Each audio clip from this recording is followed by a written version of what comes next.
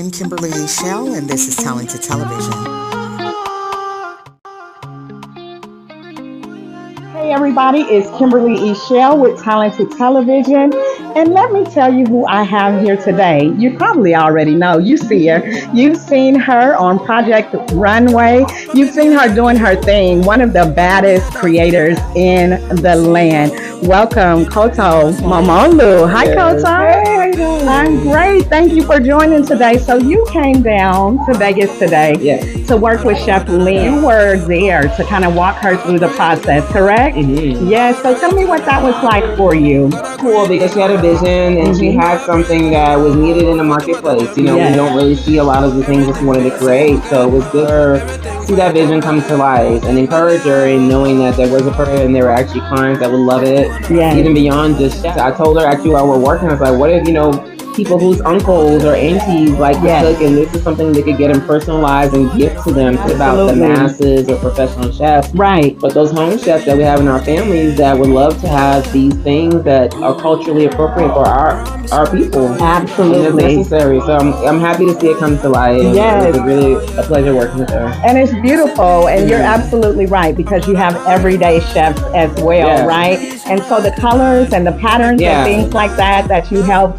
bring forth is beautiful. So tell me a little bit about your story and your journey. That's what kind of Talented Television is giving a little bit of a backstory. So I know that you were on Project Runway, but where were you before that? And tell us a little bit about how you got to where you are now. Awesome. So, I'm originally from Liberia, West Africa. Yes. And my family moved this part of the world, when I was really little. Like, started from 4, my parents went back and forth a lot for education. Okay. But then there was eventually a war in my country, so we ended up moving on this side of the world permanently. Wow. And as a child, I was always artistic, always used to love to draw and create. And I had good mentors in high school, especially who helped me build a portfolio and go to fashion schools and apply and just really take the dream beyond just a vision. And that's where it started. I went to school, I got my degree. I always tell people, if you want to do something and take it seriously, you got to go get educated. Absolutely. I know we're in an age where we're in fast fashion and fast everything. No one wants to do the work, but if you do the work, your chances of actually doing it and lasting in it is better than if you just winging it and figuring it out, because then you're constantly making mistakes and you know what I mean? You're never gonna get there when you could have just went to school and been done by now, and then you cut these corners.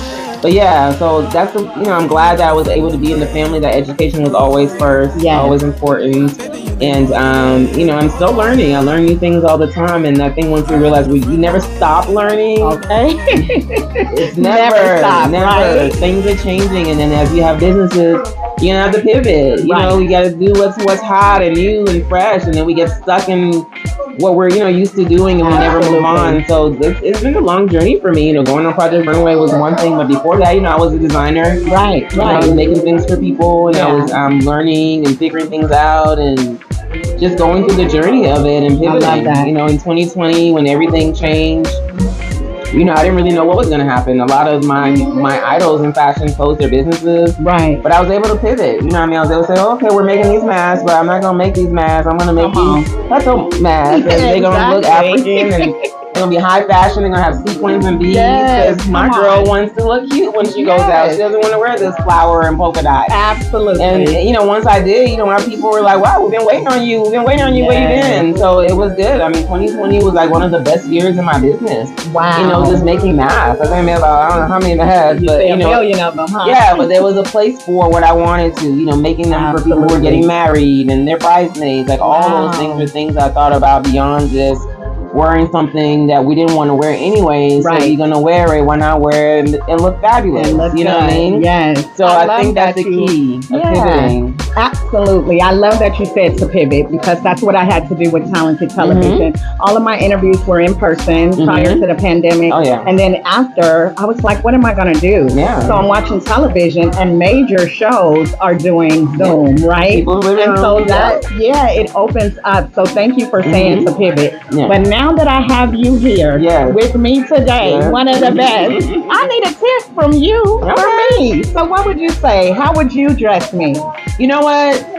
You were in black. Do you wear black all the time? Not all the time. Do you wear color? I do. I like color as well. Okay, good. Because I love everything here. The cheetah, the red. Love it. We have the same eyeshadow on. Yes, right? Love the same lips. But yeah, thank you. Do color. Like I just actually did a SAG Awards dress for a lady tonight. And she's awesome. I think it's like a size 18, 20. But I think the thing with her, she's on a show on HBO called Gilded Age. Okay. And she's from Arkansas. So I was the first person she attempted to reach to design her dress. And she could have called anybody. Right. But it was because that I dress women of all shapes. You know, I dress curvy girls. Awesome. And she wanted to not be covered up. I think we naturally think like when you're a curvy girl, you got to cover yourself up because no one wants to see it. Yeah. But embrace your curves and wear color. Wear things that show your shape and wear things that when you walk out, you feel like $1,000,000. Come on. And it doesn't matter what anyone else thinks. Yes. If you feel amazing, that's all there is. The box is checked. People are always going to have their opinions of you and what they think you should wear and how they think you should look. But I think be bold if that's how you're feeling. Wear black if you don't want to wear color, but be bold in everything you wear. And when you step out because there's someone watching you and looking at you for inspiration. And you know, like I said earlier today, I didn't come out here to be a mentor or start my career to just influence people, you know, but they are there. The people that watch your show, they're watching you. Those girls are watching you and they're saying, well, she did this and she did that and she wears this, and you'd be surprised how little things are inspired. People are inspired by those little things that you do when you don't think they're watching. So know that when you're on this TV and you're on this YouTube, that you're influencing other people who want to do exactly what you're doing when maybe they thought they couldn't do it because they weren't the right this or the right that, or like you said, it has to be like that or this. Yeah. Where there's a will, there's a way, and you have to figure out how to go around your, like I said tonight, your stumbling block. Yes. Yeah. Absolutely. So keep doing your thing and keep doing it unapologetically. There you go. That's good stuff. Thank you so much. I appreciate your time, just for taking time to talk with me. You know, one day I'm going to go there too, you know, get to the top. That's what it's all about. Sisterhood. It's Black History Month,